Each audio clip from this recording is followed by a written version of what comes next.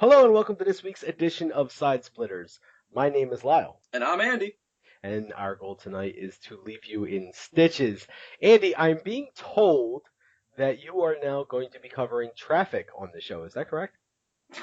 Yeah, I might as well be with the shit experience I had driving home from work the other day. Oh, do tell.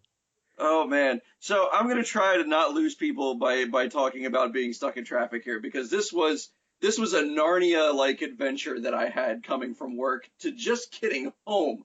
I wanted my bare ass on my leather couch and just be happy with it. But no, I had to wait 2 freaking hours during a 20-minute trip just to get home. I didn't enjoy it at all. So hold on, I'm gonna stop you there for a second. Bare ass? Yeah, my bare ass on my leather couch. Oh, is that cold? No, it's summer.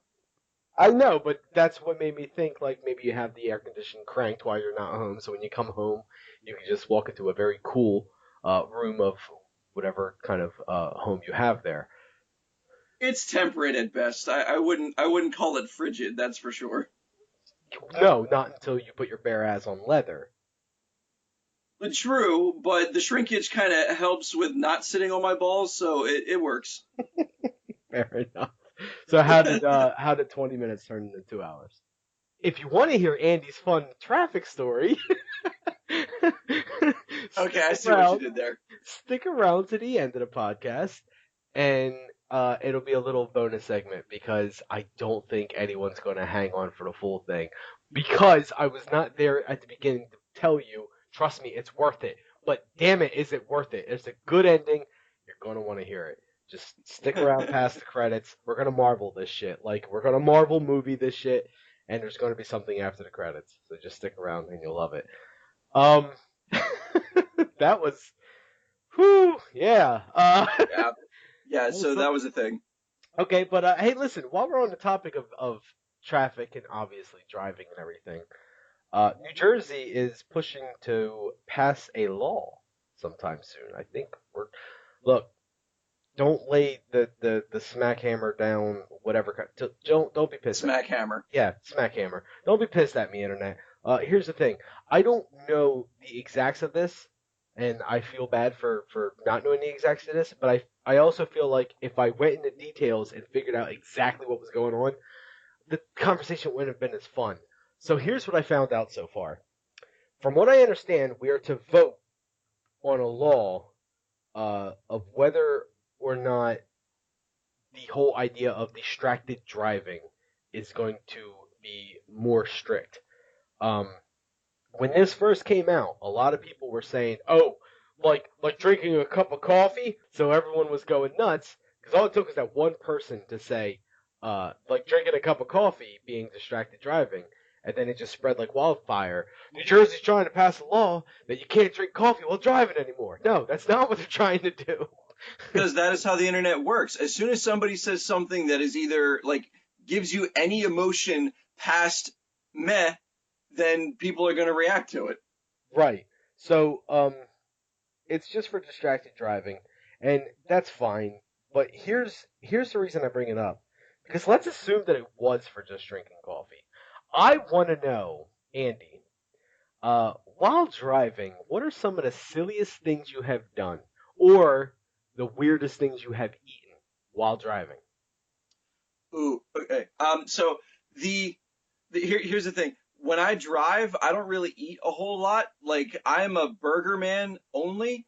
Like I know people who can handle like plates of spaghetti behind the wheel, and I just, for the life of me, I do not have that much dexterity. Like at that point, I would have to steer with my penis, and it's disappointed both of us. Like I can't steer with that. So, um, I know, I know some bogus things that I've gotten a ticket for while driving. Ooh. So I have gotten a ticket for an air freshener. Oh, yeah, the whole distracted driver thing. It was obstructed view. Obstructive view. Yeah, yeah, yeah. You're right. You're right. You're right. Um, Yeah, because it was an air freshener that I bought in an auto parts store that is designed to hang on your rearview mirror. So I've done everything that the product labeled that I should do with it from a location that specializes in selling said product. As far as I'm concerned, I followed the laws of capitalism, but that is not the same as the laws of the road. Right. Let me ask you this much. When you did purchase, or I'm sorry, when you did get pulled over, was it for having an air freshener? Originally, no. Aha! What was it originally for? It was originally for speeding, but that is boring.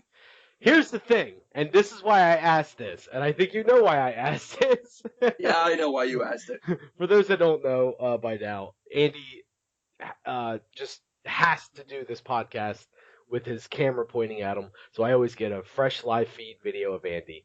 Um, so I see as I'm interrupted and asking him these questions and everything, his smirk is just getting bigger and bigger. Like, son of a bitch, yeah, let's hear it. Yeah, So, no, lay it on me, you gossip mongering bitch. here's the thing: every time I hear someone say, "Oh, I got a ticket for obstructed view," because I'm handicapped and my handicap sticker was up and I wasn't parked, and they yelled at me for it and gave me a ticket. No, they didn't. They pulled you over for speeding. They pulled you over for making a wrong turn, going the wrong way down a one way, not wearing a seatbelt. They pulled you over for a legit reason. But because that cop was like, you know what? I'm going to let you go, but I'm not going to let you go. He decided to give you a ticket for obstructed view because that's something that he could technically give you a ticket for, and it's probably the least amount of money. Okay. Counter argument. Just let me speed. I wasn't hurting anybody. It was 1 o'clock in the morning. I was coming home from work. I had a long day. The last thing I wanted to do was have the lingering scent of black ice in my car remind me that some cop had a vendetta against me going 10 miles above the speed limit. Look, I get it, man. Let me speed. It's this time in the morning. I get it. I do, but there's laws, and whether or not you knew that the air freshener was a law, you did in fact know that going 10 miles over the speed limit was a law, and Okay, you so didn't follow the law. Therefore, you got a ticket. here's the thing though, because I have the same thought that I'm pretty sure that every other person does behind the wheel of the car when they get pulled over for doing something they do every day. Like for me, okay, my rule of thumb is I do 10 miles above the speed limit every friggin' day. Every friggin' road that I drive on, that is my speed. That is not a speed limit. Oh, no, no, no. That is a speed requirement. If you are not doing at least 60 and a 50, you're not being a person and or courteous to the other people that you're sharing a road with. That is my opinion. So when it happens to me at random times or at random places, and I'm like, but I do this all the time. Everybody else does this all the time. The one thought that I have to myself is not only have I gotten away with doing this probably literally thousands of times before this point, but that somewhere, like right at this very moment, a child is being raped and there's not a cop doing anything about it. Like, You're right. That I'm sure is everyone thinks that is the real injustice. I'm sure everyone thinks that. Yeah, like the cops could be doing something better. You could have seen with your own eyes somebody blow through a red light, and you run a yellow light, and a cop pulls you over. And then when you roll down that window and he goes, "You ran a yellow light," it's like, yeah, but there's children being raped right now. Where are you? Maybe you should try that next time you decide to go 10 miles over the speed limit. I will do my best to remember the children because Listen, more people should think of the children. I am certainly no pet teacher's pet here or anything like that. Like I do not quite 10. I really don't have a set requirement. 5 is usually at least what I do. There are times I have done 10. There are times I have done, I don't know, 50 over the speed limit. The point of the matter here is, there's, you did wrong. You did wrong. You can't get out of it. So instead, the cop was being kind of generous. Now, I recently had an incident where I got pulled over for not having, and this is going to sound ridiculous, but my car wasn't registered. I thought it was, and it expired, and I had no idea. So yeah, I got pulled over for it, and I wasn't happy. um, but it happens. So I get pulled over, and I did remember, shit, my inspection sticker's not good neither. Oh boy. Yeah, and shit, this is New Jersey. You're supposed to have a license plate on the front bumper as well. Yeah. I bought my car in Pennsylvania, so my car didn't come with license plate holders on the front bumper. Look, I'm not a car guy. I don't know what the fuck they're called. The point of the matter is, my Well, license license plate holders will do. yeah, my license plate is in the front dash, right underneath of the windshield. My inspection sticker was bad, not because my car is bad. No, my car runs fine. I just didn't feel like it. I didn't have time to go get it inspected, to be honest. Like I work crazy hours, and the only days that I was working that I could have possibly done it, something else always came up. And I probably should have taken a little bit more priority with that one, but these things happen. You live and you learn. Point of the matter is, I got pulled over for having an expired registration. He gave me a ticket for having an expired registration. There's like no way I can get out of that. No. He also gave me a ticket for having a failed, oh, I forget what it's called, but basically having a bad inspection sticker. I think it's like failed to make repairs or something like that. Which sucks because the inspection sticker wasn't a failed inspection sticker. It was just out of date. So Yeah, because, in the 3 months that the sticker was up by, your car could be a death trap on wheels, a time bomb, an IED bent to destroy school zones, and, no cops could be the wiser. So he had to stop you then and there. You were a criminal mastermind on the loose. well, he pulled me over for the registration thing. Why he ran my license plate, I'll never know. But he pulled me over for the registration thing. I think it's Now, standard they have to run the license plate. eh, if he already pulled me over, yeah. But that's what I'm saying. Like we were just sitting at a red light, and he decided to run my license plate. So I don't know. It was kind of weird. Anyway, um, where was I getting at here? Oh yeah, the inspection sticker thing. What's funny is I drove around a car that had a legit failed, rejected inspection sticker on it for about a year, and I never got pulled over. So, I mean, I guess I was kind of just tempting fate, but whatever. Anyway, so the whole moral of the story here is he had to give me tickets for both of those things. He gave me a warning for the license plate, and then proper protocol says the next step is for him to tow my vehicle because I can't drive it home without a proper registration or a proper inspection sticker. Well, no, see, you can.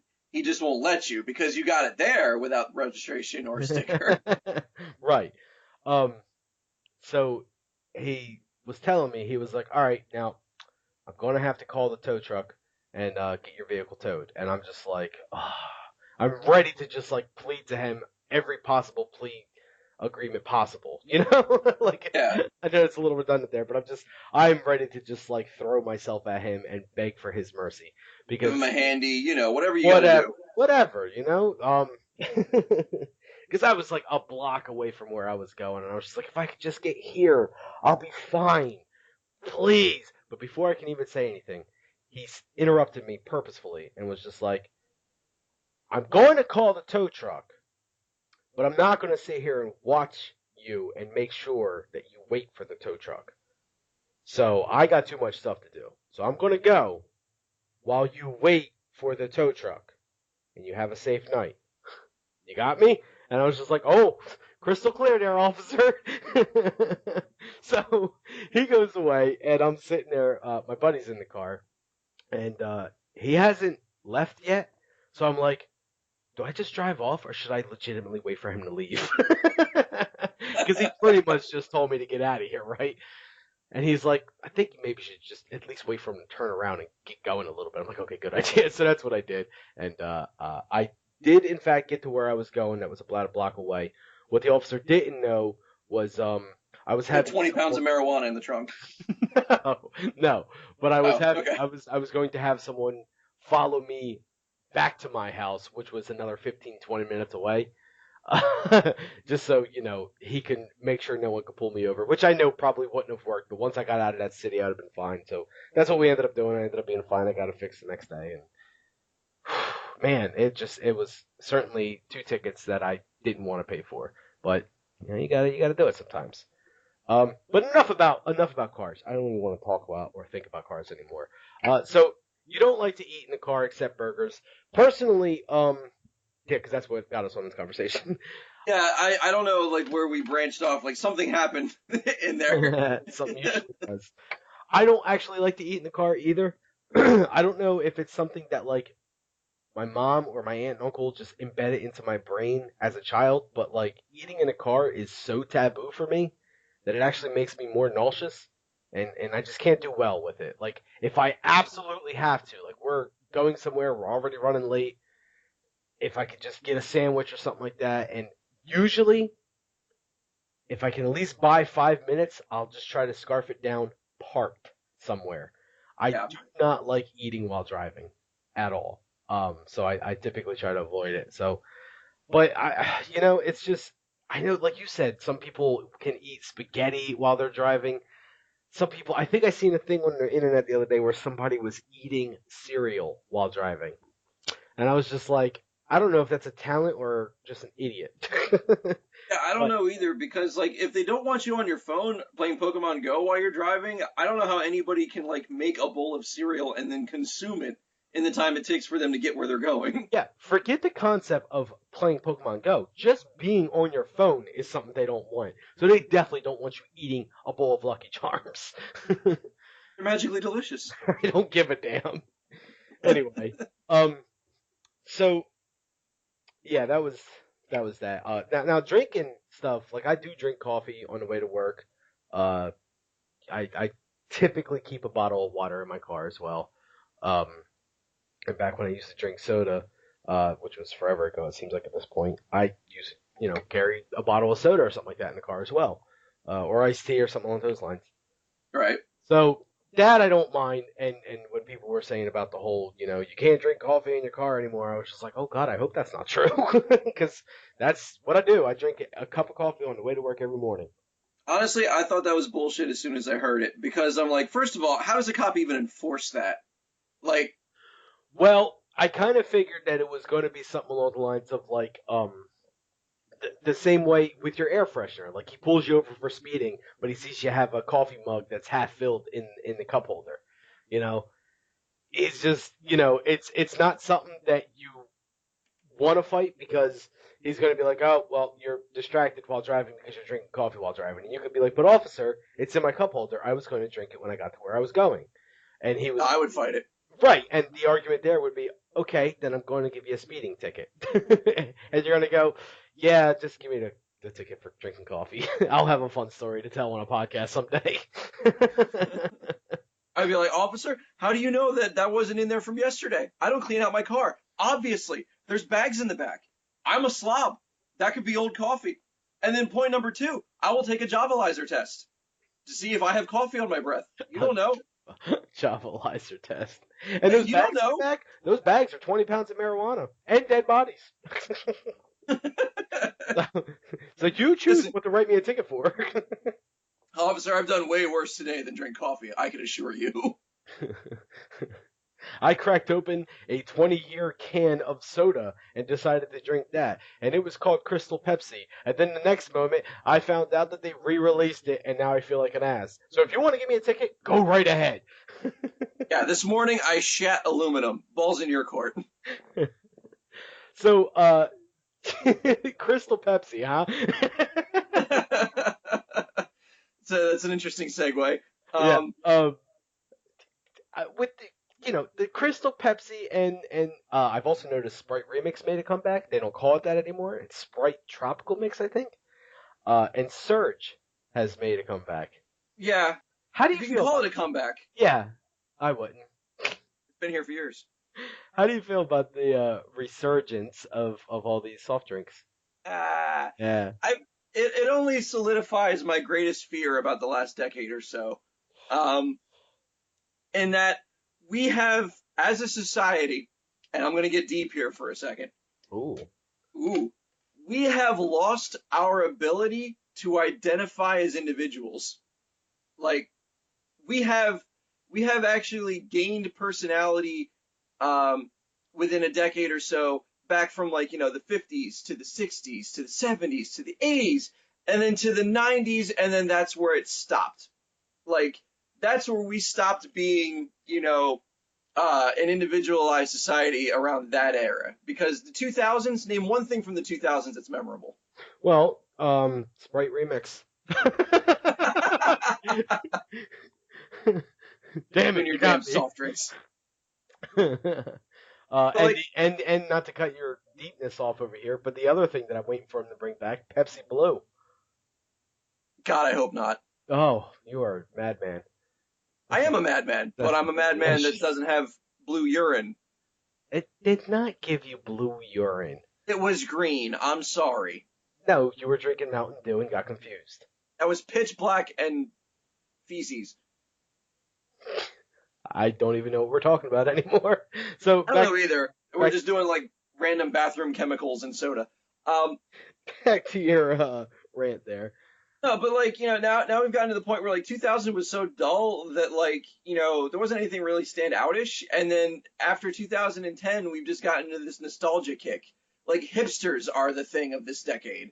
Like, Well, we're like, oh, hey, remember when this was a big thing? Oh, remember when these shows were watched? Oh, remember when this music was listened to? Like, it's like now we're bringing back soft drinks and foods from like back in that day that were just like, oh, hey, remember when the 90s was awesome? Like, yeah, the 90s were awesome, but get on with your life. yeah, but you know what though? I mean, the same thing could be said with any generation. Look at all the '80s kids, and they just, you know, '90s come along and they're just like, '90s were okay. Then once the 2000s hit, they were just like, let's bring back all the stuff from the '80s. Remember how awesome the '80s were? Let's wear crazy hair and combat boots and listen to like, I don't know, '80s music. You couldn't Okay. think of one band as an Not one. example. Not one. Oh, that's terrible. Uh, You got one? um, Rick Astley. Let's listen to Rick Astley. And then, Darude, Sandstorm. yeah, sure. Point being, same could be said about the '70s people and the '60s people, and I'm sure the '20s people were sitting there in 1940 going, "Let's bring back, you know, these crazy boots that we used to wear because that's really all they had." Um, Yeah, but the difference there is that when the 80s kids were like, yeah, the 80s, the 90s kids were to be like, yeah, but what about our generation? You know, at least that point, the decade in front had something to brag about to the people that were stuck in the decade before. 2010 kids don't have anything to brag about. Like they're like, when people are like, yeah, I remember the 80s, and the 2010 kids are just like, yeah, how about them 90s though, right? Like we're still, those are cool. I don't even think that. I think it's the 2000 and 2010 kids are just like the '90s are cool because what we're being told about the '90s. Just like in the '90s and 2000s, everyone was like, "Oh, the '80s were awesome, the '70s were awesome." Like, how many people do you know that have a Led Zeppelin shirt or a Leonard Skinner shirt or a Rush shirt, but were obviously not born a day before 1995? Those people are not from the '70s or the '60s or the '80s. They're fans Hipsters. of the music. You know what I mean? They're yeah, hipsters. Sure, let's go with that. You're an idiot. they Um, just they just like that music. And I mean, like, sure, you might have someone from 2000, someone that was born like 2008, and all of a sudden they're just like, "Oh my God, Blink 182 came out with a new CD. I've been waiting my whole life for this." Yeah, they have been waiting their whole life for it, and it's awesome to them because they're a fan of the music.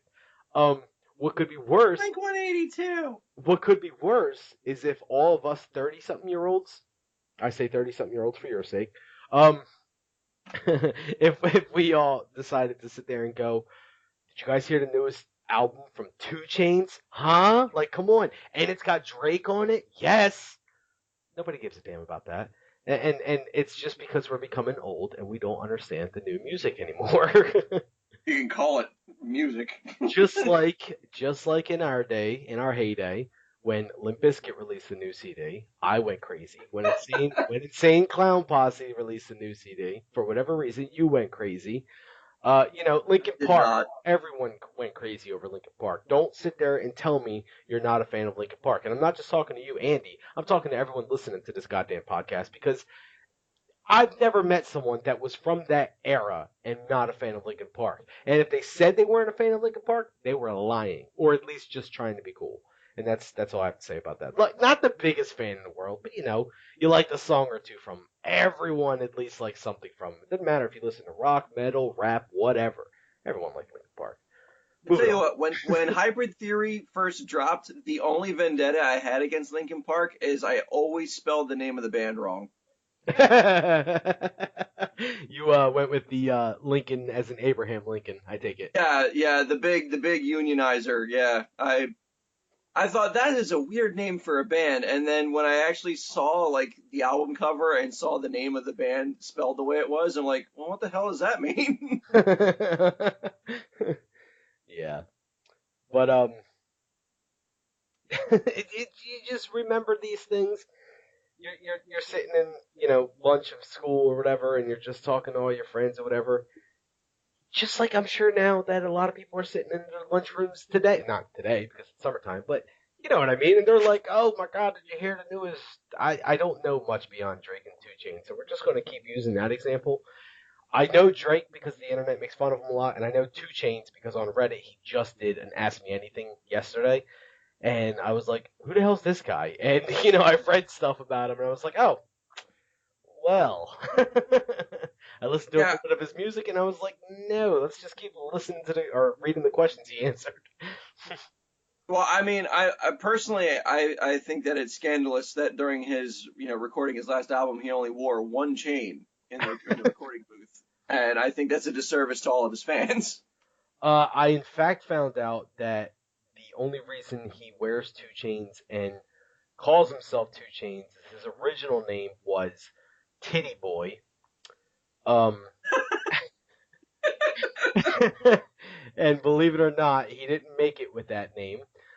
So No. he then, being from the South or whatever, I guess started saying like a second chance, and I guess saying it fast enough, second chance, like two chains, two chains. So he started wearing two chains, and he said the second chain that he wore, kind of reminded him of his second chance at the hip hop career that he ended up being in. So I mean, at least there's some kind of meaning to it.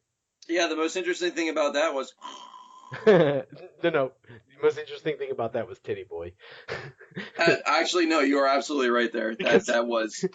I would have probably listened to him if his name was Titty Boy. It sounds like the sidekick to a superhero that just has to breastfeed him all the time. Now that's a hell of an image. Although to be fair, you would have heard the name Titty Boy, you would have illegally downloaded two songs just to get the feel for him, and then decide that he was not for you.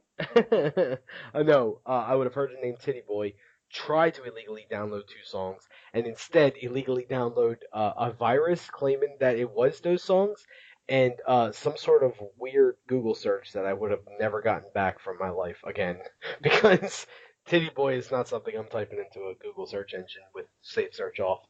Um, so Well, yeah, especially don't click on a link that has Chinese characters in it. I'm not clicking on a link with anything with Titty Boy. I'm going to images, and I'm going to laugh. Um, Rabbit hole of Rule 34. yeah, exactly. So, uh, but the lunchroom stories and all that, like, that's obviously what I'm trying to get to here. Did you have favorite school lunches? Yes, by God, Because yes. here's my whole thing. Where did that stigma come in that school lunches were so terrible? Because I never really minded school lunches. No, and I think it really depends on the school district. I mean, which school district did you go to? Vineland? Is that what You you went to mean? Vineland? Yeah. I guess Vineland wasn't that bad. I don't know. I've only heard some stories, like not anything major, but like I went to Delsey, uh, and the lunches there were absolutely fine. Like, I mean, hell, some of the best days of my life were days spent eating, McCain Elio's pizza. Um, but for some reason, I always ate the cheese first. The cheese had to be eaten first, and then the rest of the pizza. But I didn't do that when I ate McCain Elio's at home. It was just in school. And I don't know whether it was the spirits of the cafeteria guiding my body to do ritualistic things to my food, but it just seemed like the thing to do at the time. Well, all right then. Um, Yeah. so would that have been your favorite, McCain Ellio's pizza? Well, that and cheesesteak day. Oh my God, cheesesteak day. In high school, for some reason, like I don't remember a cheesesteak day. Middle school, absolutely, and trust me, I tore those things up. I feel like when high school came around, Violent was already trying to hop on board with the whole "we're not going to serve cheesesteaks to our students because that's not healthy" thing anymore. Ah, Yeah, I mean, here's the one thing that I loved about Violent High when I first got there. My ninth grade freshman year, uh, lunch came around, and there's like three different lines you can go into, and I'm just like, well, what's all this then? I'm used to two different lines being the same exact thing, just two lines to keep the flow of people moving. I look at all three lines and see that there's three different things going on at each one of these lines, and I'm looking over. I'm like, okay, that one's salad. That one over there. Obviously, I don't care about salad. That one over there is nobody does. yeah, right. Seems to be this one over here seems to be like cold cuts or just cold foods. And the other one was the hot food, whatever they were serving for that day. So you had salad, peanut butter and jelly, or like the sandwich of the day, and then whatever hot food it was, typically like some sort of pasta or something like that. So I would flip back and forth between different stuff, and at either the cold or the hot food line, you can also request things like chips that you pay for, or like nachos with cheese sauce, stuff like that. Right. Um, so pretzels. Um, so I ate typical lunches for like a week or two. But then, probably a little bit longer than a week or two. But the point of the matter is, eventually, I found out. I went to another table and started meeting new friends at this other table, and I found out that this one dude kept coming back with these enormous plates of food, and I'm just like, where are you getting this from? Like, I thought that he had like a relative, like an uncle or an aunt that worked in the lunch staff. Like his Right. aunt was the lunch lady, But I You're asked part of him that about cafeteria mob. yeah.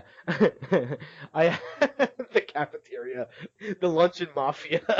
uh, anyway, so I asked him about it, and he's like, "No, no, no, no, no. The salad section over there, you don't get a boring salad." He's like, "It's a salad bar. You put as much food as possible on the plate, and you pay the same price." And I'm like, "Wait a minute, no way. They don't weigh it or anything." He's like, "No, you just pay a steady price for whatever you put on your plate." So that was my go-to from then on because my God, this salad had everything. The salad bar had everything. Ham cubes, bacon, hard-boiled eggs, like every dressing known to man, obvious lettuce, tomatoes, all kind of typical salad fixings. Like it was insane. And that was it. From then on out, I just started eating salads. And my God, it was the best. Yeah, I could have on our thing, the alternate lunch, you could have what was served for the day, or you could have the salad bar, or you can have the peanut butter and jelly, or you could have the cheeseburger and French fries. Like they always had cheeseburger and French fries every single day. Oh, see, I wish And we had cheeseburger and French fries at ours. Cheeseburger is actually one of my favorite foods. They're just so versatile. Go on. yeah, mine too. And it was always so good. Like I mean, they were obviously shitty, like knockoff versions of anything you would find at like a franchise restaurant, but it Sure. was fine because it was edible. Especially if you put the nacho cheese on the cheeseburger and had the double cheeseburger cheesiness. Oh, There you go. so good. Now you're talking. Uh, so like that was the majority of the meals that I had, but then I would break off and have like whatever else, looked good at the time, like the McCain pizza or the cheesesteaks or anything like that. And I have to find it hilarious that, I've lived on the West Coast for a little bit and like cafeteria, like school cafeteria grade cheesesteaks are better on the East Coast than the West Coast's best attempt. I don't know where that Yes, disconnect comes from, but yes, we heard all about this tales of Jersey Mike's in the older. What was that, episode 1 or 2? yeah, no, I just find it hilarious that the lunchroom. Although now I'm kind of stuck on the idea of the lunchroom mafia. Like that seems like a good concept to me. Just like this big fat lunch lady with a mustache and like the bad hair lip with a hairnet on, and Wart. it's She just like has to have the wart, like on the upper part of her right cheek. oh, has to. But for some reason she still sounds like Marlon Brando. Come to me on cheesesteak day, asking for extra cheese. Yeah. So what's funny though is after ninth grade year, 10th grade came around. Obviously, I did pass. And I go to lunch and I'm just like, yeah, time for salads. They got rid of it. They were No. gone. Yeah, they got rid of the salad bar. I can't imagine why. I'm about to say too many people took advantage of it, and for some reason, when you think that you're like, oh, it's just empty calories. Not when you have 7 pounds of it. Yeah. So they still had salads because I went to the lunch lady, and the Marlon Brando lunch lady, and I said, where can I find the salad bar? And she told me that we don't have salad bars, but we do have these pre-made salads if you want one of those. I was like, oh, you sneaky bastards! You pre-made the salads. You're not fooling anyone, lady. Um, so You'll yeah, get half a pound of lettuce, and that's it. but by my senior year, this was great. We had four lines. There was the pizza line, there was the pasta line, there was the chicken tender line, and there was the whatever we had for lunch that day line. It was fascinating. Wow. Yeah. Just like whatever reason they can make kids wait in line, they're gonna do it. By God, they'll do it. So the pasta line was something, and I know we're going on about food. I swear this is the end of it. Because you can get It better be, because now I'm hungry again. you can get like macaroni and cheese sauce, which was macaroni and cheese, or you can get macaroni and meat sauce, which was like mac and beef. So this wonderful magic that he did, where they would let you do half and half. Ooh, Oh my god. ooh. It was Stop. yeah, I'm getting a chubby. it was something. So that was this is the reason I need to go on a no carb diet in my early or late 20s, early 30s now because all the lunchroom food I had, the plethora of you four you pound have this. salad, you know. Yeah, Yeah. yeah. You have completely destroyed your beach figure. You'll get it back one stretch mark at a time. That's a beached whale figure. Well, Greenpeace still loves you, so Right. there's that.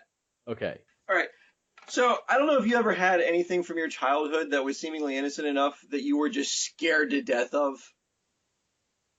Uh you're gonna have to elaborate a bit on this one. Okay, so you know, okay, when I was a kid, I had a little Teddy Ruxpin doll. Oh, Okay, this. and I'm sure everybody has their stories with a Teddy Ruxpin, whoever had one. But that thing would make possessed demon noises at 3 o'clock in the morning, Or unprompted, or a Diamond Dallas Page doll. or the Diamond Dallas Page doll, right? Go So back like, to episode 1 if you want to hear that story. right. So you know, did you ever have anything from your childhood that was like that everybody kind of enjoyed and was seemingly innocent, but you were like freaking scared to death of? mm, no, nothing comes to mind right away. All right, well, I'll tell you what scared the shit out of me. Okay. So try to bear with me here, all right? Now, when you say everyone else enjoyed and was seemingly innocent, like when people came over your house, they wanted to play with this. No, it wasn't a toy. It was actually a television a television show. one of those talkies on the Squawk Box. All right. What show? Okay, bear with me here. Care Bears. I'm Barry. Go ahead. Yeah. See what I did there? I did. Yeah. No, Care Bears unsettled me when I was a child. Um, and it didn't start off that way. It only started off after I got to see more and more episodes of the show, followed by like the different various movies that they had. But like the concept of the Care Bear stare, like blew my little mind. Like I could not imagine living with that kind of power and responsibility and not being able to control it properly. Like that would be a nightmare for me. Like, Wow. okay, no, with the Care Bear stare, they have the ability to conjure objects out of thin air. Okay. They have the ability to alter people's minds, make them in a friendlier mood, change their attitude about things, like Jedi mind tricks. huh? Jedi mind tricks. Yeah, stuff like that, or like convey ideas. Like if they want to get a point across, they'll be like, "Well, here's this situation from my point of view. Care Bear stare," and you're like, "Wow, that's weird." Or I have seen them completely blow the side of a building out with the Care Bear stare. So this thing is like the multi-purpose tool that comes in a neat little fun happy time image settled on their belly button. And like imagine a Care Bear is like asleep at night because they always slept together in like bunks and stuff like that. Like what if he was a sleep talker? He'd just be like rolling over in his bed and be like, "Oh, Care Bear stare, I'll take that, cold heart." And like all of a sudden he killed 3 other Care Bears in his sleep, shooting a hole out the side of the cloud castle, and then everybody's dead. Wow. It did. It bothered me as a kid. Like, how could you have that? How could you live with yourself having that? Yeah, I mean, is it any different really from, the potential of having a full bladder, or at least a bladder that is possible to get filled throughout the night, and you're sleeping, like you said, in a bunk or something. Maybe you got the top bunk at your buddy's house. He decided to be generous because for some reason, every kid wants to have the top bunk, when they're a kid. And I know that sounds all fun and everything, but let's be honest. You got to climb up there at night, and you got to climb down in the morning, and that's just tedious. It's hard enough rolling out of a bed that's grounded in the morning. So coming down off of one, like it's just why would you want that? Anyway, you learn stuff as an adult. Yeah. So You really do. let's say you're on the top bunk, and then all of a sudden you have the responsibility of controlling your bladder while you're sleeping, and for some reason you can't do it. And next thing you know, things start to trickle down on his face. Now you didn't exactly kill him, or as you say, 3 Care Bears, but you peed on your buddy's face, and that's not fun. That's not cool. Your buddy's not No, going to be thrilled. no, he's not. I mean, you could lie to him and say it's rainwater, and then he'd be like, "But we're inside," and you're like, "Shh, hush now, Lemmy Lamb." But Lammy lamb. hush now, Lemmy Lamb.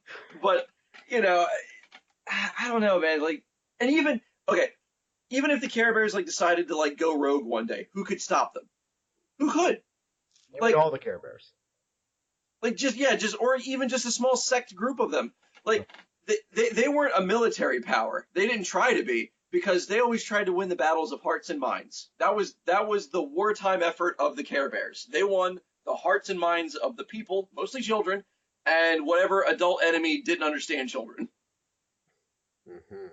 Okay, so they definitely expressed the ability to conquer anybody they wanted to, and all I had to do was they just flip the switch, and then all of a sudden they couldn't be stopped. Like just utterly terrified me as a child. I don't know if they can necessarily stop, but I'd love to see him go toe to toe with the Care Bears, and that's the Planeteers, Oh yeah. Captain Planet. I don't know why you said heart and mind. And I'm like, yeah, that'd be a cool fight. uh, no, it's when you first said something that terrified me as a child, I immediately switched to toys and dolls and things of that nature. There was something now that you put like visual media into the realm of possibility. Okay. And it wasn't so much in TV shows as much as it was video games. And I really didn't realize it until the Nintendo 64 was released. So I'm, about 12 years old at this point. And Nintendo 64 comes out, Super Mario 64 comes out. I like that game a lot, but I could never get all 120 stars. Do you know why? Why is that? The underwater levels. They Really? fucking terrified me. Oh. Okay. It's just something about going deep into the dark realm of underwater, and all of a sudden you can't jump around, you can't run, you can just swim only as fast as they'll let you. And meanwhile, you're in their territory now, and they are like the giant eel that just got released from the sunken ship, and he's coming to bite your ass. You know, it Nom was nom nom nom. it was just terrifying to me. I'm like, why would they do this to a child? And then I noticed it again with Banjo Kazooie. I started playing that game, and it was the same concept. Any of the underwater levels, and I'm like, okay, so it wasn't just Mario; it's underwater levels. I mean, like I said, you are kind of trapped down there. Like you are very limited for mobility and fighting powers, I guess. And on top of that, you have a limited time because you're running out of air. It was terrifying. It was literally so stressful that I could not complete those levels. Well, and I think it's because it's 3D. Like, because you could do 2D side scrolling underwater levels all day long. Yeah, Like, no problem. but it's when you have something that is in the dark behind you, in your blind spots, out of your range of vision, that, you know, it's a surprise when you do notice it, but at the same token, like, it's far too late at that point. Like, Mhm. because of your limited mobility, you Right. now have you feel like you have all the time in the world to react, but you really don't. So it makes it even more terrifying. Yeah, that shit terrified me as a kid, man. That's fucked up. But so we got some stories here this week, Andy. Oh, Uh, I love stories because as much as I like to fuck celebrities, I do like hearing stories. yeah, the celebrity thing was fun last week, but I decided to go back to the old strange stories, and I'm really not sure still what to call this segment. However, I'm thinking we're going to do it a little different this week. I think this week we are going to do instead of a where is this taking place, you're kind of going to guess what happens next, kind of thing. Kind of like how clickbait would do. You know, woman has baby in public bathroom. Guess what happens next? It'll blow your mind. That whole thing. Now, no, that's not one of the stories, but that's the principle behind it. Anyway. Okay, no, I can totally get behind that concept. I imagine that my imagination and the real world are on two completely different levels of reality. Well, I'm trying to think of how to form a question of what happened in these stories without giving too much away to make it easy. So these first two stories, because there's four of them this week, ladies and gentlemen. There's not just three; we have four this week, and the Or first two, stories. yeah, and the first two are relatively related to each other. You'll see why when I go through them. I'm gonna let you guess what happens to both of these guys in the story, in both of these stories. And that's all you're getting out of it. Shot in the dark. Do you have an idea of what happened to these guys? Wow, that is so open. That's about as far open as you get. So I'm going to take you on a magical journey that these two have taken. Better yet, stop right there because God no, I don't want to hear another 20-minute segment about traffic. Um, It would have been a 19-minute segment about hop skipping across the tops of mushrooms, but go ahead. No, your thing is definitely more interesting. I'm sure. So okay, here's how we're gonna preface the first story, and then I'll let you assume what happened next, and that'll open up to the second story of why the same thing happened to the second gentleman. So the first story, you with me? So far, yeah. Okay, the first story. He went to visit a friend in jail, and then what happened? He went to visit a friend in jail. Pretty much think of the worst possible thing that can happen when you go to visit a friend in jail, but also probably kind of good for the guy that he's visiting. Okay, so went to visit a friend in jail and then found out that in order to get out of jail, he pleaded insanity and went to a mental institute instead. The friend did, you mean? Yes. Okay, this happened to the guy that went to visit the guy in jail. No, no, the guy that was already in jail decided that he didn't want to, like, he didn't know his friend was coming, but he needed to get out of jail. So he faked being insane to go to a cushier place. Ladies and gentlemen, I am literally trying to give him the answer, and he still is fixating on the gentleman that is already incarcerated, instead of realizing that the thing that happened was to the gentleman that was visiting the incarcerated fellow. Oh, okay. So he baked a cake with a file in it to try to get him out because he saw it in so many other movies that they had to be onto something there. So he was trying to find the right flavor to go with metal, deciding that dark chocolate was probably the best. But getting a cake past customs these days is a little risky. He probably tried to shove it in his butt, which chocolate in the butt doesn't actually seem like a relatively good idea in the long run anyway. And it didn't even look like a cake when he was done with it. It was mostly like a strudel. Wait, Um, he shoved the whole cake up his butt? well, yeah, but whatever would fit. But it's kind Why of like not? pushing a ball of Play-Doh through one of those press things. Like it just comes out like a star-shaped snake.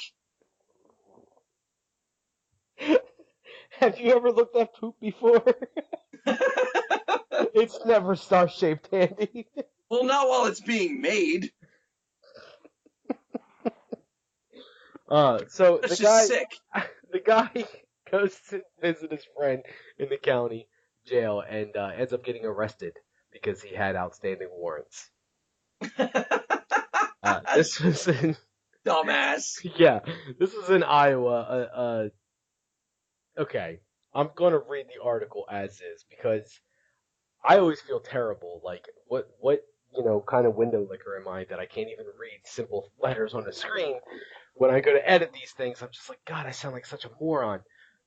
Here's exactly what this thing says. Okay. Rock Rapids, Iowa. A. George Mann, who came to the Lyon County Jail to visit a friend.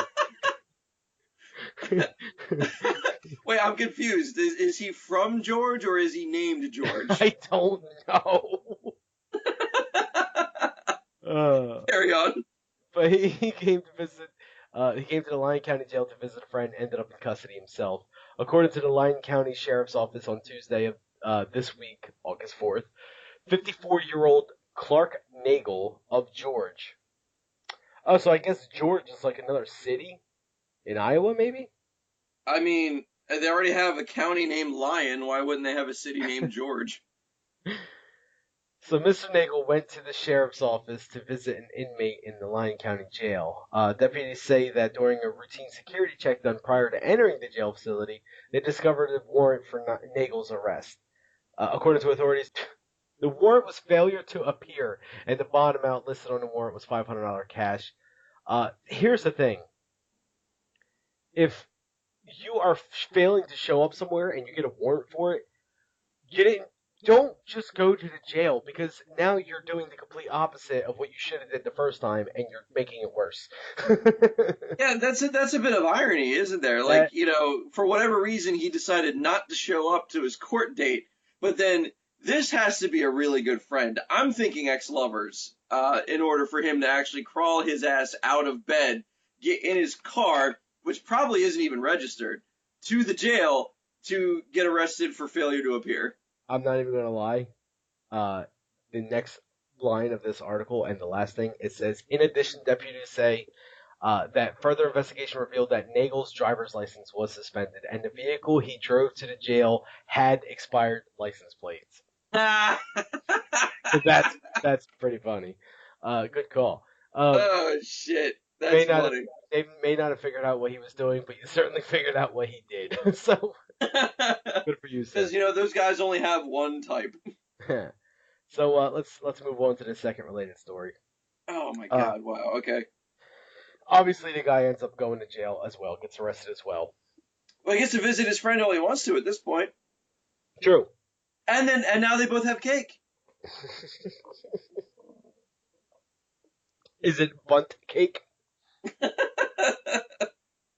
God, I hope not. So, the second guy that goes to jail. This one I'm just going to flat out tell you. I'm not going to let you guess because, I don't know how to word this. This is the one I was going to open up with, but yeah. Drunk guy hops in police car thinking it's a cab and goes straight to jail. Wow. This is recently a man in Abbotsford, British Columbia, decided to drink and get behind the wheel. An act that is unfortunately all too common in Canada, but during the summer months, especially during the summer months. But unlike hold on. I'm gonna have to stop you there, because already the story contradicts itself. Oh God.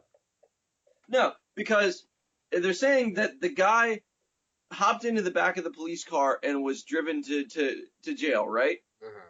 It also took place in Canada, right? Mm-hmm.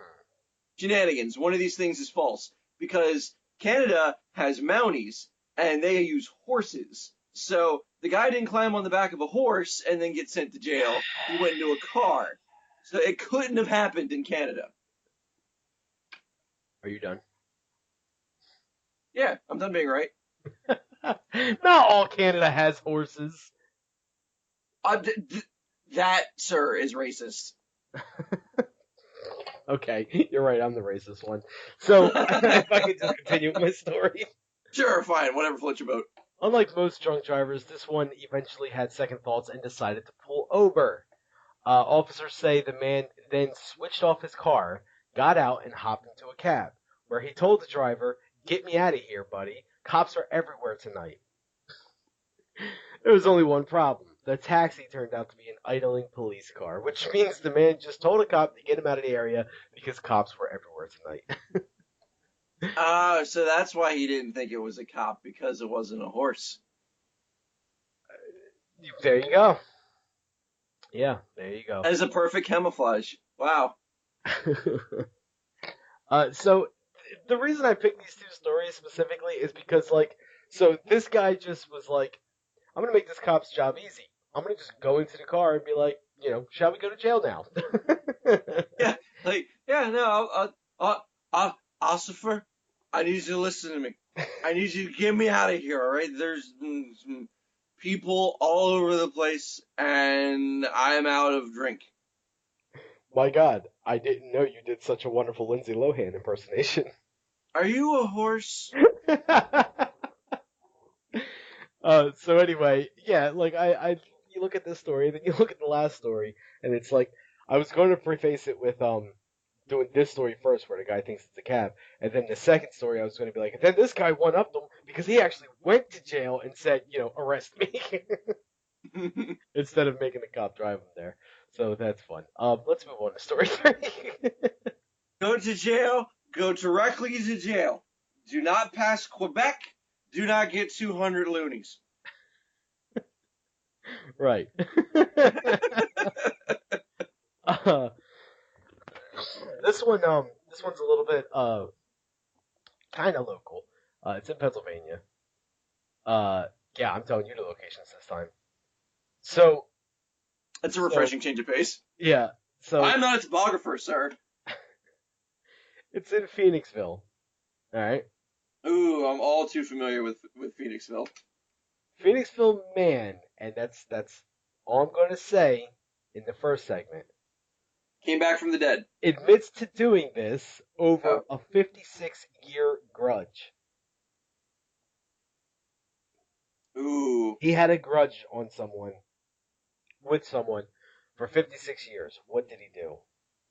Oh, okay. So, he was in Phoenixville, Pennsylvania. Right. Okay, so I'm gonna say that the ironic thing here was that a man. Wait, why they had the grudge, or what he did because of the grudge? What he did because of the grudge. Okay, so what he did because of the grudge Bonus is points. Bonus points if you can get the grudge too. Ooh, okay. So I think what ended up happening was this man came home one night drunk and got into his house thinking it was his own house, and the bird started chirping, so he immediately killed the bird to get it to shut up. Only when the owner of the house came out, found him in there, he realized, shit, this isn't my house, and he left. So that's the start of the grudge. And I think in response, the person burned the other guy's birdhouses to the ground.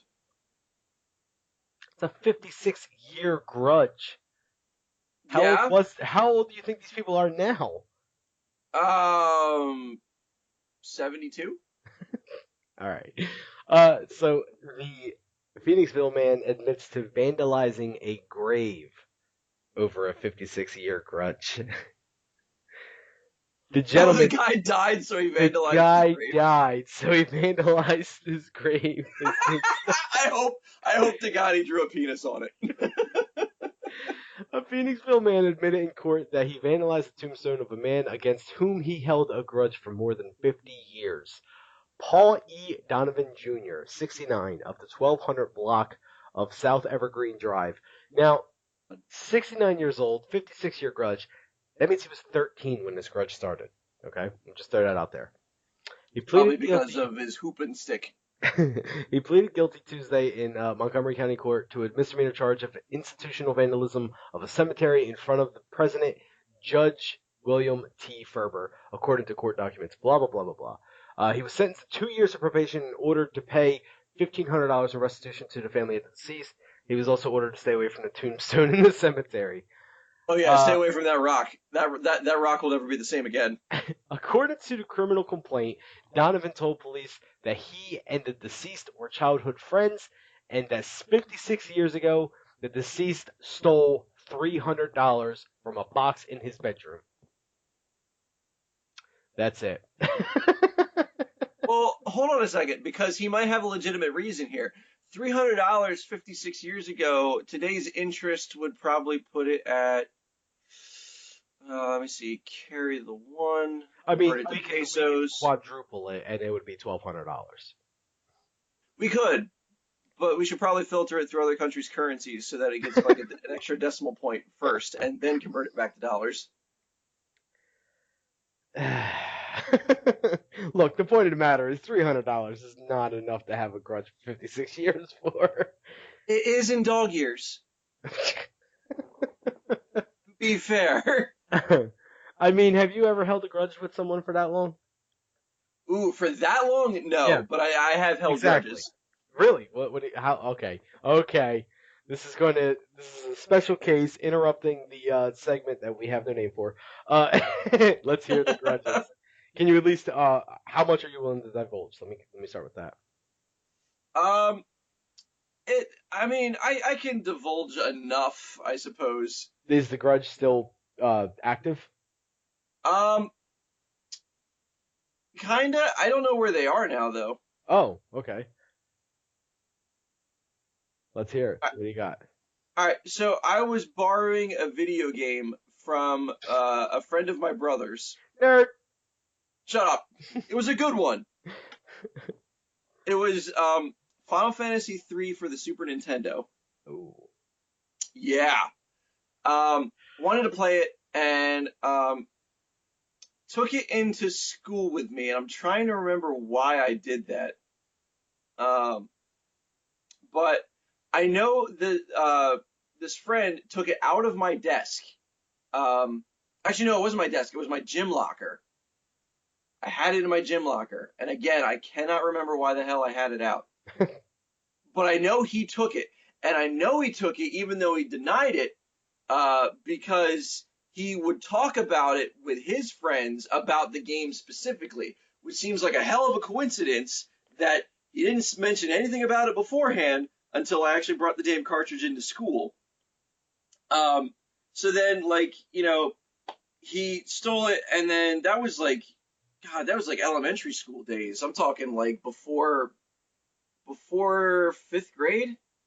And then like all throughout the rest of the school years, like I was just like addicted to this kid for as much as I could remember.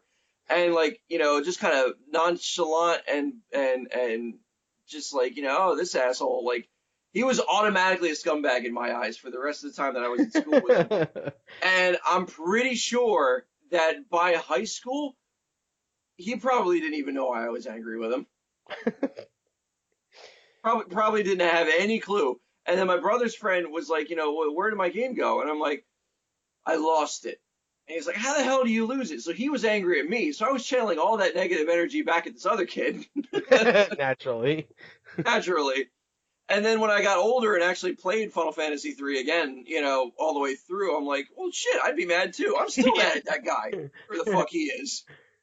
You know who you are. You son of a bitch. Son of a bitch.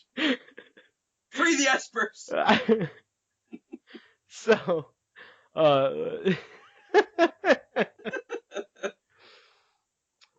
so when police questioned Donovan, he admitted. Oh, right. Story. He admitted to defacing the tombstone. The investigation began when a woman reported on March 22nd, blah blah blah, that her father's tombstone. March 22nd of 2014. This article was just released 5 days ago. So, wow. Yeah, the woman reported that her father's tombstone had the name John written over it in orange spray paint, according to the criminal complaint. That is a waste of graffiti. Wait, it gets better. The same tombstone was vandalized again with the same name in the same color spray on April 29, 2014. And in December, somehow someone damaged the tombstone by pouring a black tar-like substance over it. Uh, and then finally, the police set up hidden cameras to catch any future acts of vandalism. In May, the cameras caught the image of the man stealing lights that had been set up to deter vandalism, the complaint said. So, Wow. oh, and then after the tombstone was vandalized again in November, this time with black spray paint covering the last name of the deceased, police were able to identify the suspect as Donovan. Oh, and then Donovan tells the police that he would pay back any restitution minus the $300 that he was owed over 56 years ago. Oh, that's great. No, see, I paid them sons of bitches back.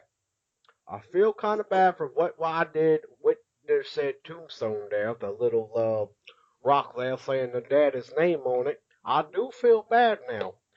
But them sons of bitches is not getting my $300 that that motherfucker owes me. Oh, those Iowanians. Yeah. So, that's that. That was nice. That was very nice. God, like I could see. Oh man, there is so much better vandalism that you could do with it, and like I feel like the guy just like had a lack of creativity, man. I mean, he was what? What did I say? He was 70 something, 60 something, Yeah, about that. 69. I said he was because he was that. 69. Yeah, yeah. So I mean, when you're that old, it's just like, yeah, I could draw a dick on his tombstone, but I've seen so many dicks on tombstones before. I'm just gonna put my name on it. I'm gonna let him know who was here. I am Yeah, still. he I still forgot want was pictures of here the- though. Well, yeah, but you didn't want to give too much away to the cops. Oh yeah, you don't want them to realize that you were there. And if you just put your name on it, who knows? Maybe someone just had the right wind blew by and carried spray paint, and But if you put you were there, then they know you were there. Let's After move on to the Patrick's. next story. This is Honestly, I would have left spray paint and semen at the scene. oh god. Is this Why? what you wanted, John? Huh? What? No. John was the guy that did it. Oh, so Donovan was the dead one. No, Donovan was the last name. I don't think they ever gave the name of the deceased. Well, we're gonna call him Paul. I think his name was. Look, you know what? The story's already closed. We're done with that, and we're moving on to Wisconsin. You like it when I make love to you, Paul? Huh? Yeah. That's a creepy old man. All right, go ahead. Wisconsin. Nothing happens there. Move on. Oh, I beg to differ. Something was found by two canoers that was sticking out of a beaver dam. What? All right, I'm gonna go out on a limb here.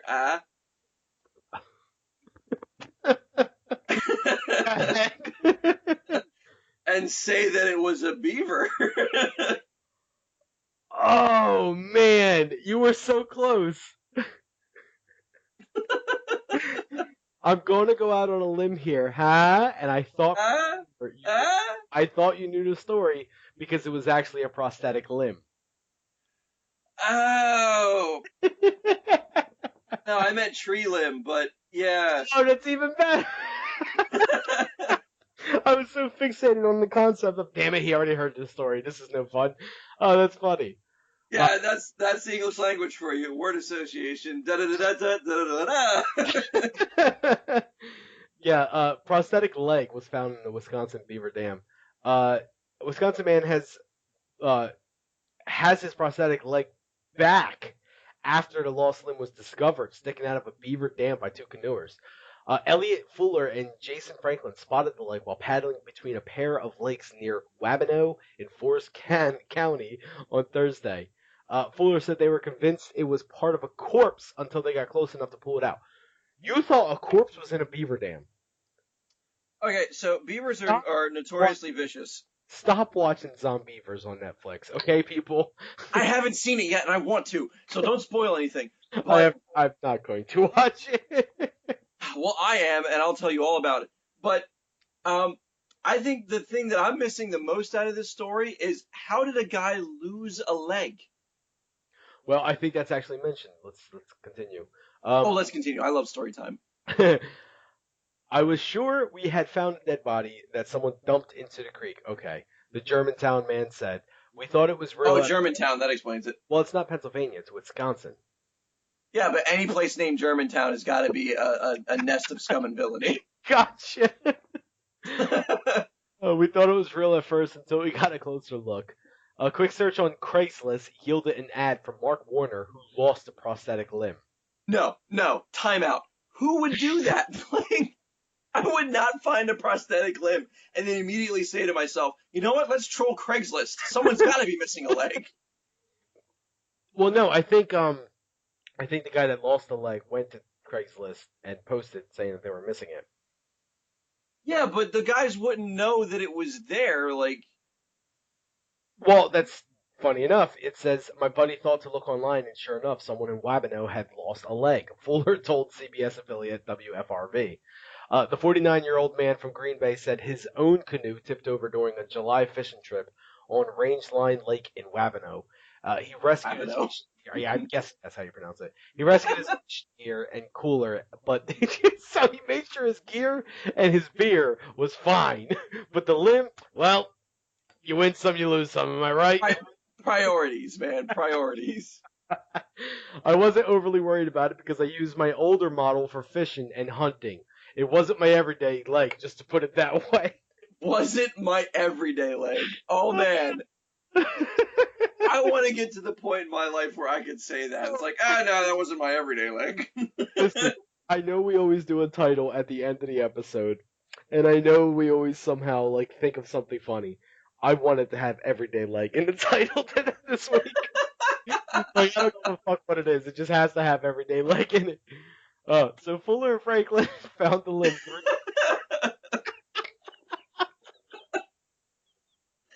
Oh my god. Okay.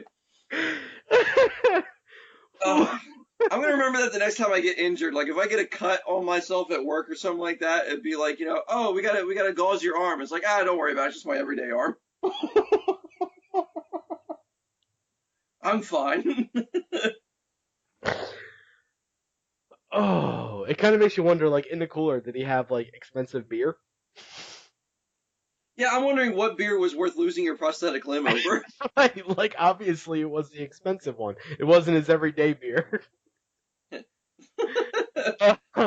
So Fuller and Franklin God. found the limb 3 miles from where Warner lost it. They returned it to Warner on Friday, netting a $50 reward for its safe return. Just did what I thought was right, Franklin said. I hope that if I lost my leg, that someone would return it to me too. What? Oh my god. So And nobody's thanking the real hero of the story, which is of course the beaver. yeah, and here's what's funny. Just a little quick insight. I kind of like troll around the internet and I look for stories like this. I might hear them over other sources of media. I might read them on articles. I might find them on Twitter or Reddit or whatever. I only kind of look and listen to the titles of the article, and if they really grab my attention, I might listen to a bit for a little while, and that's it. And I just kind of like put it down on my phone in a memo pad, and I'm like, yeah, this is definitely going in the podcast later in the week. Behind the scenes. Right. Yeah, I'm kind of pulling the curtain back here. The reason I am is because, like I said, I don't read the complete article, and this is why. Because I probably wouldn't have even gotten any other stories if I read this whole article. Because I was just been like, you know what? Nothing tops this. I'm glad I saved it for last, but nothing would have topped this one. No, definitely not at all. Like there's so much to this. if I hope that if I lost my leg, that someone would return it to me too. So He's just saying what we're all thinking. right, obviously. Warner said he was sure it was gone, but a friend had to convince him to put up the Craigslist ad. I really didn't expect to see it again. On my end, it's pretty amazing and it's pretty bizarre where it ended up. That is something. That is Yeah. something. Freaking in the middle of a beaver dam. 3 miles away. Yeah, no, I wouldn't expected my leg to wash up that place either.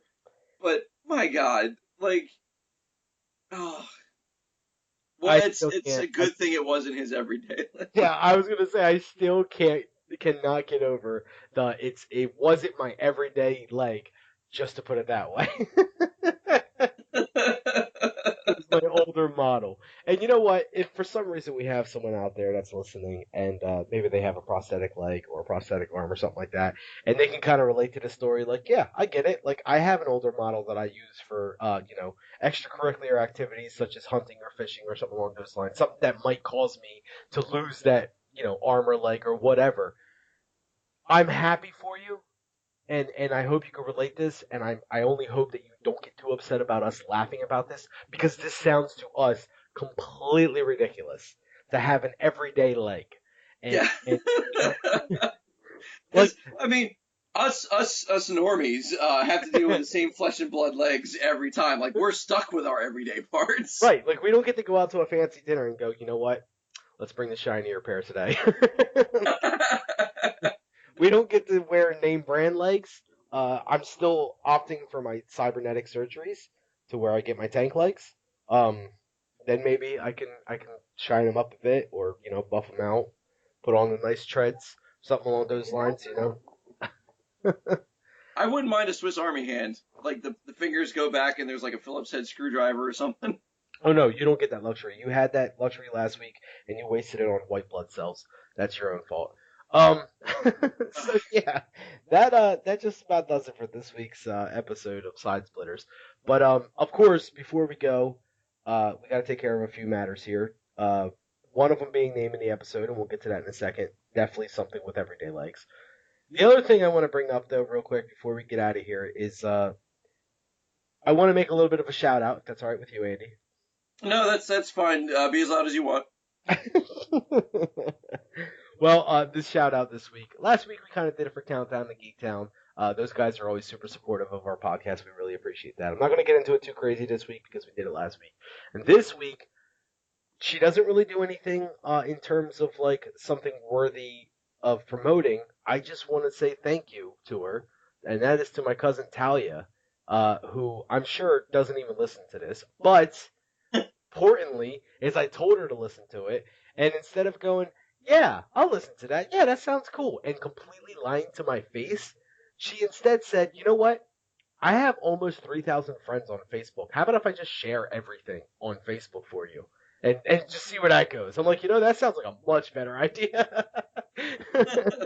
So, if for some reason you listen, thank you. I cannot thank you enough. It definitely showed some results, and it's really cool. It's a really cool thing for you to do. Um, please keep doing it. Oh yeah, no, I will always take any kind of support that we can get. Thank you, Talia, for not being a scumbag.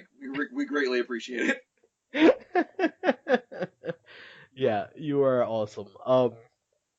So that's, thank you for not being a scumbag. it. Well, I mean, it seemed like the right thing to thank somebody for. Absolutely. You know what? In And fact, Lyle, thank you for not being a scumbag. I mean, the episode's not over yet. Oh, yeah, true. All right, never mind. So Rescinded your scumbaggery for now. speaking of being a scumgag, Scumgag. Ew. Ew. yikes. Oh. God, I hope my cousin's not listening anymore. Oh. So Salty. yeah, everyday legs. What? I mean, is that just the title right there? I I honestly like the idea of just calling it not my everyday leg. And every day has to have a hyphen in it. That way it's signified that that's the way you read it. Not my everyday leg. Let me look at the article again here. Because I did not close this one. I am not closing this one. This one, I might frame this one. That's gonna be your desktop wallpaper. This is a beaut. I wasn't overly worried about it because I used my older model for fishing and hunting. Warner said it wasn't my everyday leg, to put it that way. How about just not my everyday leg? Is that what you Yeah, said? I think that's yeah, what that's what I said. you I Glad I mean, you can thought try to of rebrand it as your idea all you want to, but I mean, the people have it. pause and rewind. They can know the actual truth. Yeah, well, the actual truth is I'm the one that edits this podcast, so we'll see who actually gets credit for it. Don't you play God with my words? Yeah, so I mean, even just everyday like sounds good to me. I don't know. That's just all right. Not my everyday like. Yeah, that has a nice ring to it. Why do you want everyday hyphened? Um, because the way you read it, you read the words separately. So at some point it would look awkward if it'd be like, not my everyday leg versus the everyday leg is the description. Like the everyday is the adjective to the leg. Right, so everyday could be one word. No hyphen required. Well, I mean, if you want to use like, old English. I think Andy is referring to proper English as old English now. Well, yeah, because I could just call it English because these days everybody just uses American, which everybody knows isn't English. Fair enough. uh, Yeah, no, I totally missed the idea that you could just combine those and it makes it work. I haven't played Scrabble in years. All right, leave me alone. Ooh, I would whoop your ass in Scrabble. I love that game. Only if the Scrabble board was edible. No, that's Scrapple. And I do get down on some Scrabble. Also Scrabble. I have beaten a gentleman with a master's degree in English before in Scrabble, and I In felt his kind of. first or second language. It's his first language. He is. You Um, actually know him. I will put it to you that way. He's an older brother of one of our friends. That should be enough to tell you who it is. really? Yep. In Scrabble? Yeah. Huh. Yeah. You wouldn't expect that, would you?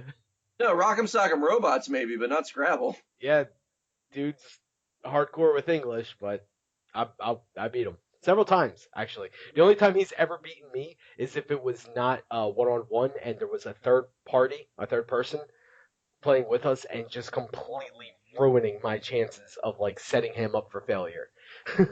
Because I would, The best way to win. yeah, I would like completely block off big scoring opportunities, and the third person would be like, well, I'm going to just go here because it's the only word I have, and completely leave everything open for him. And I'm like, well, this game's over. Like there was no chance. It was, but yeah, I head up, like head to head, 1-1. I destroy him. It's fun. I do enjoy Scrabble. Anyway, yeah, so that was Scrabble talk. Ladies and gentlemen, this podcast brought to you by Scrabble. Not official endorsement. Yeah. And certainly not Words with Friends because you know what? Fuck that game. Yeah, fuck that game. It's always been Scrabble. And here's why. Andy's probably just trying to be the hipster about it, but me, I actually have a problem with that game. Here's the problem. Scrabble, one of the main challenges of the game is knowing a word. If you do not know a word and you put down nonsense, someone can challenge that word, and you could lose a turn over not knowing a word. Words with Friends, you put down stuff and push a button until it lets you go. That's not how the game is meant to be played. So, it sucks because like they took out a complete element of the game, uh, and it ruins the whole experience for me. I don't know. That's just me. Like for me, I know a lot of like two-letter words and stuff like that. Um, so I always took pride in that with Scrabble. In Words with Friends, you don't need to know that. All you have to do is just put words down and hope that the letters that they connect to work. If they don't, it'll go, nope, this isn't a word, try again. Okay, I'll try again. And then you keep trying until eventually, it's like just jamming a square into a circle, a square peg into a circle. All these Eventually, squares make a circle. yeah, eventually it's going to go into the circle, but you have to really push.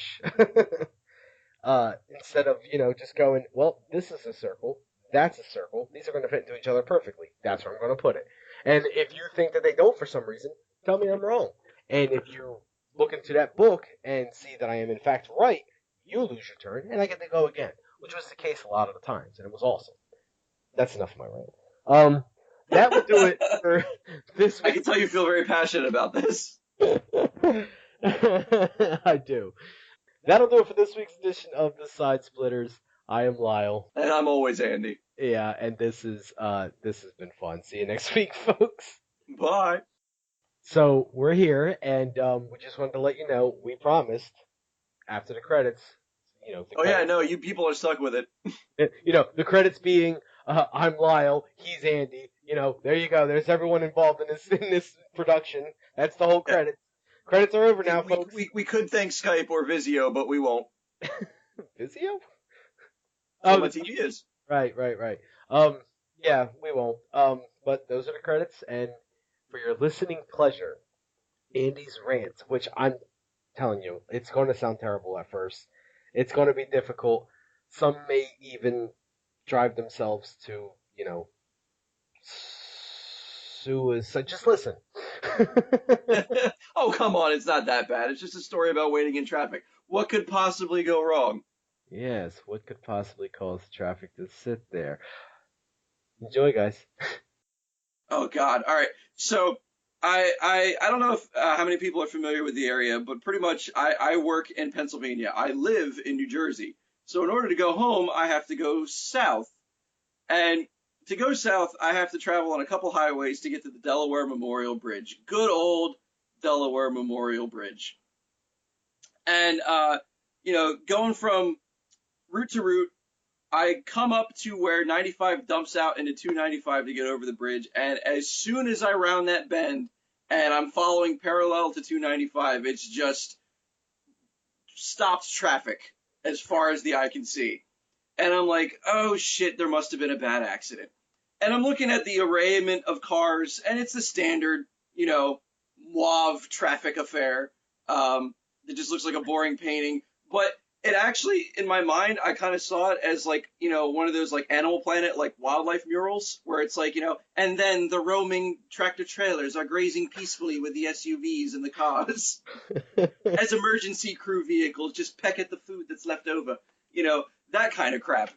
So I thought, all right, well, I guess this is going to be a long ass wait to get home. So my lane, I go up, and I know that they're doing construction on the bridge. The left lanes are always closed because they're renovating it or, renting out apartments, or I don't know what the hell they do with bridges. They make them more bridge-like. Renting out apartments. I don't know what they do. They've been doing it for months. Okay. Yeah. So, all right, so the left lanes are closed. It's a 4-lane highway. The left 2 lanes are going to be closed. Great. So I got to find my way over. And if anybody's ever driven in Jersey or the tri-state area in general, they know that driving in traffic around here is kind of like asking, I want to say it's kind of like asking a lion to stop being a cat. No one will let you in for no reason. You could be dying or any kind of other emergency, and people are like, well, sucks to be in your lane with all your problems. You're not getting in mine with it. That's accurate. It's gonna be contagious or something. Oh, that's accurate. Yeah. So, I try to work my way over, and, I eventually get over, and I'm seeing, cop cars, trying to muscle their way through the hazard lanes, and I'm like, oh, great, it is a bad accident. I must have gotten here, just during the cleanup period, so this is going to take for fucking ever. So, during my bouts of crawling at a snail's pace, and not turbo, the regular kind of snail, that kind of snail's pace, I'm just looking around at the cars around me, taking in the jungle of humanity that is, the urban highway. And, I look at my rear view, and there's this truck that's pretty much been on my ass the entire time. Standard Ford, I need to haul something, even though I probably never used a flatbed for shit kind of vehicle. And it's a young couple sitting in the front seat. And I'm watching this, chick just, she's in her own groove. She is dancing to music I can't understand or hear. I should probably say hear. And, she's, using her hands. She's, it's like if you had a really angry Italian trying to tell you, trying to tell you about their day. They're just all jazz hands and doing stuff. And, she looks like she's having a good time. And I could tell from his face that the relationship was over 2 months ago. He just doesn't have the heart to let her go. he's just completely unamused with this at all. And she's like, yay, we're stuck in traffic. I'm listening to Gwen Stefani. Woo! And I'm like, oh, dude, I am so sorry for you. Like, Is Gwen he, Stefani still a thing? I don't know. Oh, Like, okay, all right, I'm not into the lingo that these hip kids are into. If it's right. not catchy, I don't know what it is. So, There it is. you know, so I got that in my rear view. On either side, like on the one side, I have like the one Domino's tractor trailer that reminded me that I haven't eaten in 5 hours. That's just like, hey, we deliver. I'm like, oh, you're full of delicious. Why won't you give me your treats? Um, it's like just like these people. So we're crawling up forward, and I pass the signs like, yeah, left lane's closed. Okay, I'm and sorry. Go ahead. yeah, what? I'm just kind of amazed. Like, are we really doing this? We are really doing this. I am gonna try my damnedest to make sitting in traffic sound entertaining. Oh, proceed. All right, so I get further up towards the bridge, and then all of a sudden everybody's muscling into my lane from the right side, and I'm like, wait, what the fuck is going on here? The left lanes are closed. Like I just fought like hell to get this spot. This spot is reserved, and I wasn't gonna let anybody in because I'm from Jersey. That's what we do. So, but this tractor trailer hauling a bunch of like, I guess cars. I don't know. They look like cars, but at the same time they were hung like taxidermy trophies. So like I didn't know if they were for show or they were actually drivable. But like he just starts like coming into my lane, like regardless. Like my bumper is like 8 inches away from his trailer, and he just does not care. He's coming in. And I'm like, all right, Beluga, like the lane is yours. You have the floor. um, and like all these other cars like see him break through, and they're trying to squeeze in the 8 inches that there are between my car and his trailer. They're trying to squeeze into it. I'm like, fuck you, dude. Um, but like, okay, so everybody's muscling into the left, and all these cop cars are there, and I'm like, God, how bad of an accident is this? Because apparently the biggest wait was they had to clear the construction vehicles out of the left lanes to let traffic go through. So like, wow, this must have been a hell of a thing. Man, I hope somebody died. Well, I mean, I hope they didn't die. Like not in a serious way, kind of like in an entertainment way. Like the only reason people watch NASCAR, like that. I wanted that to happen. Um, so we're going down the bridge, and like the other side is just full of cop vehicles. Like I'm counting at this point, and I get to like a dozen of them, and there's like one car with its hazards lights surrounded by cops. And I'm like, well, I don't see anything. What the hell's the big deal? And as I finally crest over the bridge, traffic starts to lighten up and I can start moving. And as I'm moving, the only thing I see is a bunch of cops standing around in the open bridge, and there is a woman that looks like about my age that is straddling the edge of the bridge. Oh shit!